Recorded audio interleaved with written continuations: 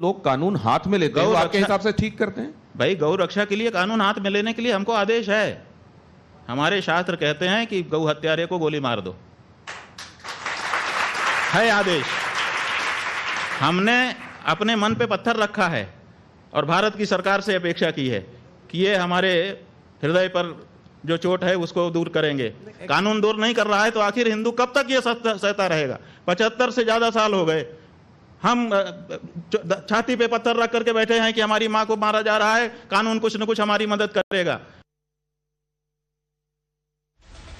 लेकिन स्वामी जी, सड़कों पे गाय घूमती हैं।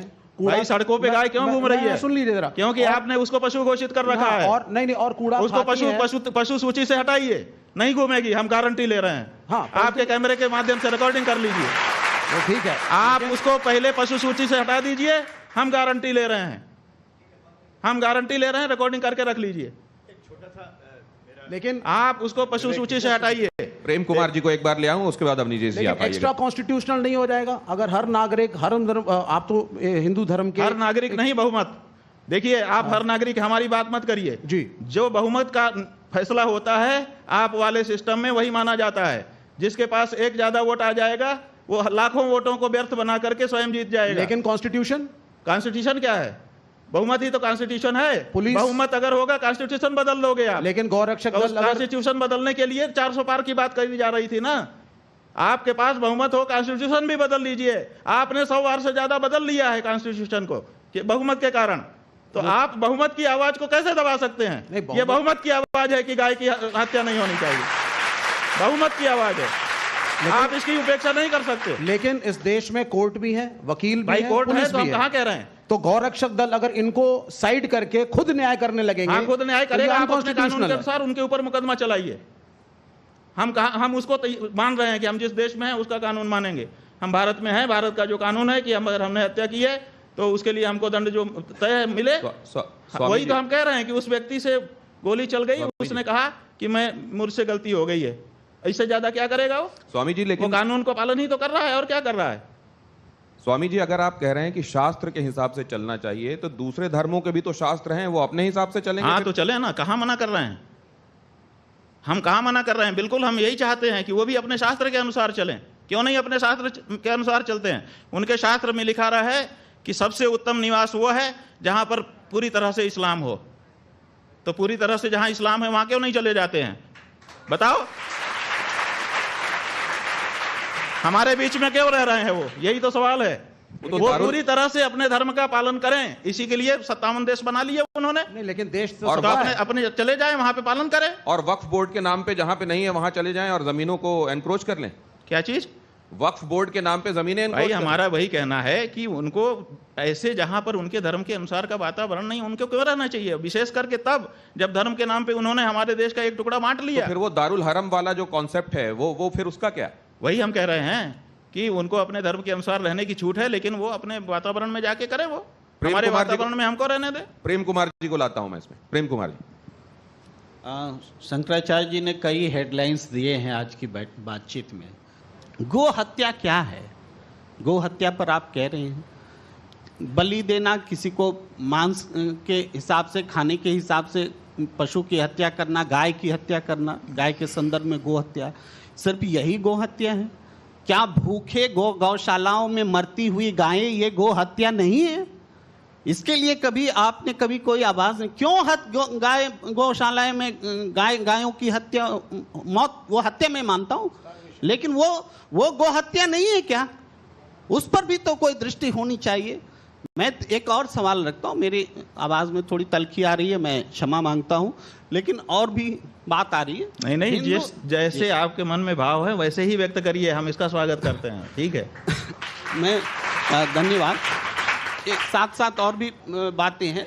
भाई, कश्मीर में पंडित विस्थापित हुए ना, कितने लोगों को बसाया गया, कितने पंडितों को बसाया गया, और इसके लिए किया क्या?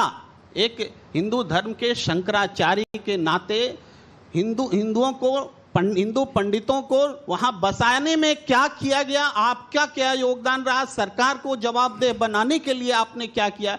ये तो सवाल हम आपके सामने रखते हैं। सबसे ज्यादा गायें कौन पाल रहा है? हमारी गौशालाएं पाल रही हैं। हमको इस बात का गर्व है।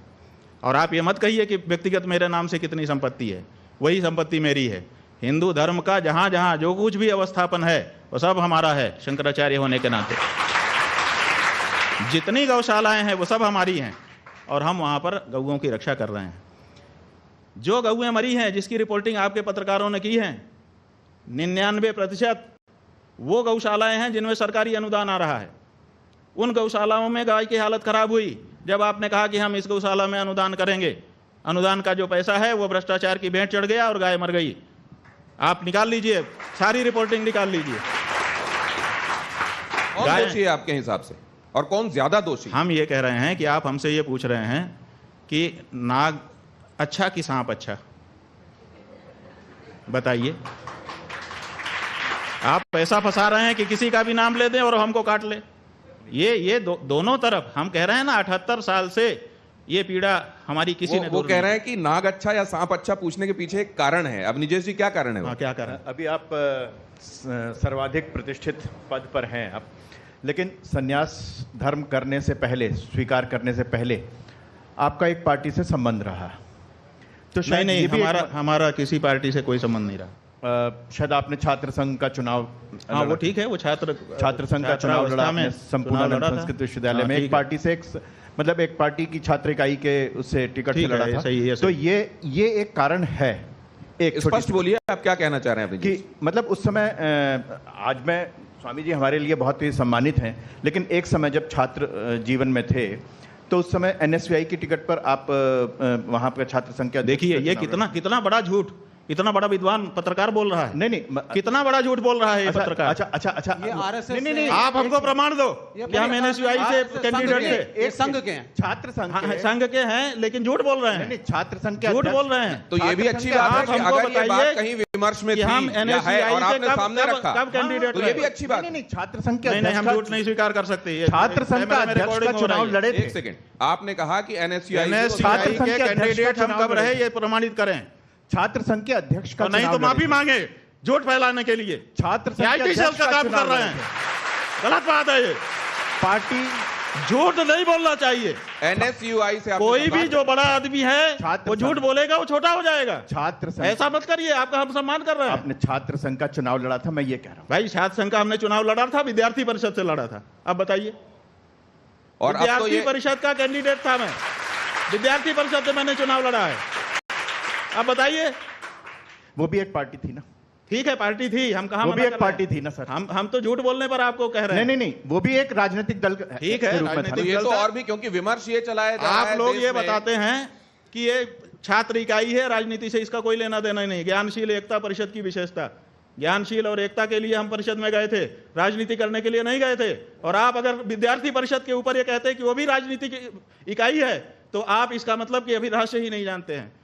इसका मतलब कि आप अंदर की बात कर रहे हैं। विद्यार्थी परिषद स्वतंत्र इकाई है और वो छात्रों के बीच में नेतृत्व की भावना के विकास के लिए कार्य करती है। वो किसी दल का पिछलग्गू नहीं है। विद्यार्थी परिषद का कोई अध्यक्ष हो, आप उससे हमारी बात कराइए। हम विद्यार्थी परिषद में रह चुके हैं। आप हमारे ऊपर ये आरोप लगाएं कि हम पार्टी आज एक बहुत राजनीतिक पार्टी नहीं है। स्वामी जी, दिनेश जी, एक छोटी सी बात, आज एक बहुत बड़ी सामने साफ बात आ गई कि जो एक विभ्रम फैलाया जा रहा था, स्वामी जी के मुख से स्वयं ये बात सामने आई कि वो किसी राजनीतिक पार्टी और खासतौर से NSVI की टिकट पर नहीं लड़े। ये बहुत बड़ी सच्चाई सामने आई है, क्योंकि ऐसा आपके बारे में फैलाया जा रहा था, इसलिए उन्होंने बात रखी। स्वामी जी, तो इससे उनसे नाराज मत होइए। ये अच्छा हुआ कि ये बात सामने आ गई। हम कह रहे हैं ना कि झूठ भी बहुत कुछ फैलाया गया है, तो झूठ को कम से कम जो बड़े लोग हैं उनको कंफर्म करना चाहिए। स्वामी जी, क्या कि जो वो व्हाट्सएप यूनिवर्सिटी में आएगा वही, अगर बड़े लोग, विचारवान लोग अगर वही बोलने लगेंगे तो आम आदमी का क्या होगा? स्वामी जी, एक और बात मैं आपसे जानना चाहता हूं। ये कहा जाता है कि सितंबर 2022 में प्रियंका जी ने आपको शंकराचार्य जी संबोधित करते हुए पत्र लिखा था और मामला ये सबसे बड़ी अदालत में गया कि आपके संदर्भ में इस पदवी का इस्तेमाल होना चाहिए या नहीं होना चाहिए। इसको लेकर भी स्थिति क्या स्पष्ट? देखिए, ऐसा है कि हमारे संदर्भ में किसी भी न्यायालय में हम शंकराचार्य हैं कि नहीं है, इसका कोई मुकदमा नहीं है। आपको हम बता देना चाहते हैं, चाहे वो निचली अदालत हो, चाहे बीच की अदालत हो, चाहे ऊंची अदालत हो, किसी भी न्यायालय में ये विचार नहीं है कि हम शंकराचार्य हैं कि नहीं हैं। पहली बात। दूसरी बात, हमारे गुरुजी ने एक मुकदमा एक व्यक्ति के खिलाफ किया था जो अपने आप को शंकराचार्य कह रहा था। तो उन्होंने कहा कि इसको रोक दिया जाए कि ये अपने आप को शंकराचार्य ना कहे, निषेधाज्ञा का वाद कहते हैं इसको। तो वो निषेधाज्ञा का वाद चला, कई वर्ष लगे उसमें, सन 1989 से लेकर के वो चलता रहा, और वो अलग अलग स्तर पर निर्णित होते हुए, और जिनके खिलाफ वो मुकदमा हमारे गुरुजी महाराज ने किया था उनको बार बार रोके जाते हुए कि इनको रोक दिया जाए, रोक दिया जाए, रोक दिया जाए। अब वो सुप्रीम कोर्ट में आया हुआ है। उसको गुरुजी हमारे लड़ रहे थे, क्योंकि हमारे गुरुजी शंकराचार्य हैं कि नहीं, इस पर विवाद नहीं था। हमारे गुरुजी ने कहा कि मैं शंकराचार्य हूँ, इनको रोक दिया जाए, उस पर वो मुकदमा चला था, और वो अभी सुप्रीम कोर्ट में चल रहा था।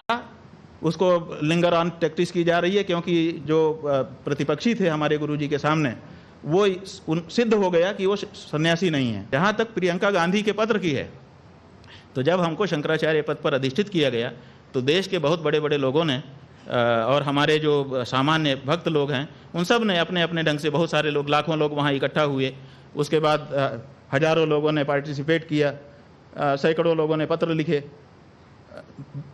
व्हाट्सएप आदि से सूचनाएं दी, बधाई दी, ये दिया, वो दिया, प्रणाम कहा। उसी में कुछ बड़े लोगों ने पत्र भी लिखे। उसमें आनंदीबेन पटेल ने भी पत्र लिखा, जो राज्यपाल हैं उत्तर प्रदेश की, और यही संबोधन के साथ लिखा। हाँ जी, उन्होंने कहा कि ज्योतिषपीठ के शंकराचार्य के रूप में प्रतिष्ठित होने पर आपको हम अभिनंदन कर रहे हैं। अनसुईया उइके जो छत्तीसगढ़ की राज्यपाल थी, उन्होंने भी पत्र लिखा। मध्य प्रदेश के शिवराज सिंह और उनके मंत्रिमंडल के कई मंत्री वहाँ उपस्थित ही रहे। जो केंद्रीय मंत्री थे प्रहलाद पटेल जी, वो वहाँ उपस्थित ही रहे, उन्होंने अपना व्याख्यान दिया, उसकी रिकॉर्डिंग पड़ी हुई है। तो ऐसी परिस्थिति में सारे ही लोग कर रहे थे। उसी में प्रियंका गांधी का भी पत्र गया। ये तो प्रियंका गांधी के पत्र जाने मात्र से हम अगर शंकराचार्य हो गए होते, या प्रियंका गांधी शंकराचार्य बना सकती है, ऐसी उसकी मतलब परिस्थिति है, तो बात अलग है। अगर वो बना सकती है एक पार्टी की नेता होने के नाते, तो ये राज्यपाल लोग नहीं बना सकते, मुख्यमंत्री और केंद्रीय मंत्री नहीं बना सकते। ये प्रश्न ये लोग क्यों गए हमारे पास, और इन्होंने नहीं बनाया क्या? तो ये जो है केवल एक प्रियंका गांधी का पत्र निकाल करके उतने बंच में से, और उसको कोई दिखाए और उसको आप लोग फिर लगातार पब्लिश करें, इसीलिए तो 10 करोड़ का मानहानि का दावा हमने हाई कोर्ट में किया है। अब उसमें सबको जवाब देना पड़ेगा। तो ये जो लोग हैं, जो आप जानबूझ करके, जब कई पत्र हैं तो एक ही पत्र को क्यों दिखाया जा रहा है और उसी पत्र को क्यों हाईलाइट किया जा रहा है? क्या ये आपके गुरु भाई हैं जिन्होंने ये बात कही? जरा इसको देखेंगे और बताएंगे क्या कि क्या ये सच में आपके गुरु भाई हैं, और ये जो बातें कह रहे हैं उसमें तथ्य है या नहीं? दिखाएंगे क्या प्लीज आप? अरे अमुक्तेश्वर की लोगों को मार रही है, किडनैप कर रही है, राम भगवान की प्रतिष्ठा के ऊपर आपत्ति उठा देते हैं, सन्यासी बनकर शादियों में चले जाता है, झूठ बोल देते हैं। केदारनाथ जी का 228 गोल्ड क्या गायब हो गया। अरे भाई, अमुक्तेश्वर को पीतल क्या होता है, सोना क्या होता है, ये भी पता नहीं, क्योंकि ये भी एक डुप्लीकेट है ना। उसमें आएंगे, उसमें चिट्ठा खोलेंगे। अभी असली चिट्ठा खोला तो बहुत समस्या हो जाएगा।